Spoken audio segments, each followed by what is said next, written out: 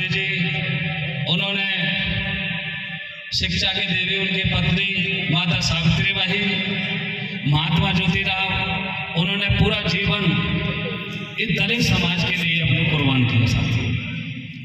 और आज जो हम जयंती मना रहे हैं, उन महापुरुषों की जयंती मना रहे हैं कि उस महापुरुष ने हक, अधिकार और आरक्षण की जन्मदाता महात्मा ज्योतिराव फुले 1874 में एक राजा परिवार में फोटो तो जाते हैं, जन्म हुआ उनका। फोटो दावे जाओ। और कोलमपुर राजा थे वो, फोटो आया तो ये, और उनके राज में वीडियो आई क्या चलन है। सबसे ज्यादा जो सरकारी नौकर थे वो ब्राह्मण समाज के थे। और ब्राह्मण समाज की उस टाइम मनुस्मृति का राज चल रहा था, तो ब्राह्मण समाज इतनी छुआछूत करते थे हम लोगों को, जो आज भी हो रही है।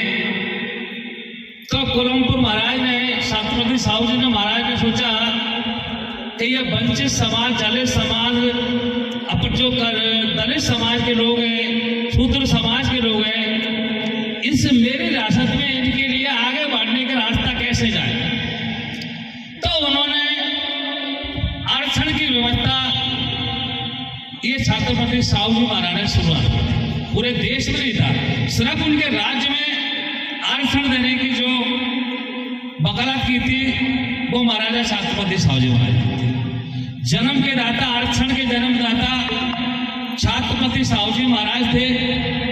और साहू जी महाराज के राज में उन्होंने अपने कैबिनेट की मीटिंग बुलाकर दबी कुचली समाज, SC ST के लोगों के लिए, दलित समाज के लोगों के लिए उन्होंने एक प्रस्ताव पास कराया कि ये दलित समाज, वंचित समाज जो हजारों सालों से इन्होंने गुलामी की है, इनके लिए कोई रास्ते बंद हैं। ना तो उस टाइम पे हम लोगों को चुनाव लड़ने का अधिकार था, ना हमारे लिए पढ़ने का अधिकार था, ना हमारे लिए जमीन रखने का अधिकार था, ना हमारे लिए नौकरी करने का अधिकार था। हम सिर्फ क्या करते थे कि बेगार करते थे।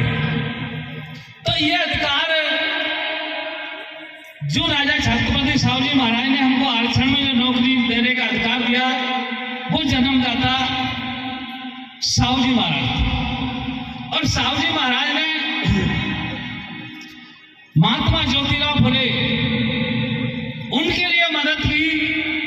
उन्होंने अपमान सहन करे, उन्होंने दलितों की पहली शिक्षा महिला माता सावित्रीबाई, क्योंकि हमको पढ़ने का अधिकार नहीं था, तो पढ़ने के लिए हमारे स्कूल बंद थे, सारे रास्ते इन लोगों ने बंद करने थे।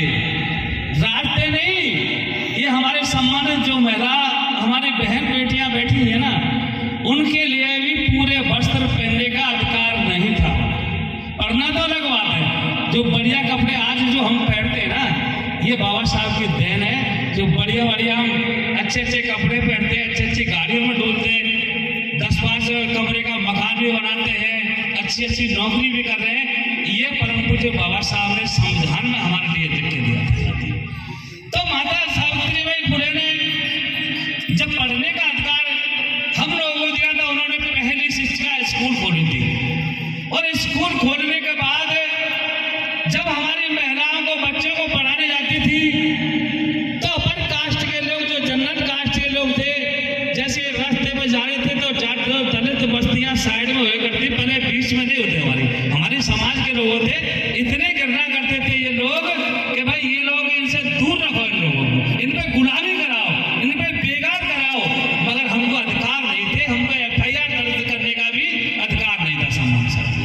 तो हमारी महिलाओं को जब पढ़ने जाती थी, तो वो लोग, जब माता सावित्रीबाई घर से निकलती थी तो एक बैग में एक साड़ी रख के बैठती थी, एक बैग में रख के जाती थी।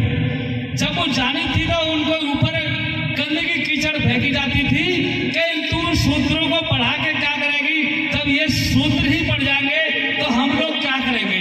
तो उनका रास्ता रोकने के लिए, जैसे गंदी नाली है ना, इनमें से कचरा फेंक फेंक के उनको रोकने का रास्ता रोकने का काम उस परिस्थितियों में हमारी जो माता सावित्रीबाई फुले ने कीचड़ की गंदी साड़ी उतारकर स्कूल में जाती थी और दूसरी साड़ी पहनकर आप हमारी महिलाओं को, हमारे बच्चों को पढ़ाने का काम माता सावित्रीबाई ने किया।